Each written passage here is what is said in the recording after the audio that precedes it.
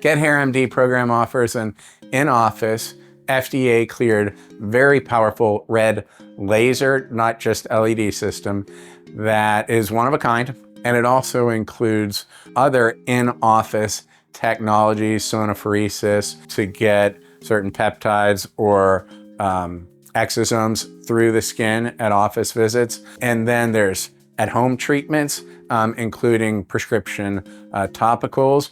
But maybe the neatest thing, since people are thinking, does this topical work? Does that topical work? My friend said take this, or well, we start the program with a genetic test that looks at your susceptibility or sensitivity to all the well-known hair improvement drugs like minoxidil, finasteride, and a whole bunch of other things, because it turns out a lot of people are going to be resistant to, let's say, Rogaine minoxidil. They might have been using it for 30 years. You do a genetic test and say, well, that doesn't work for you.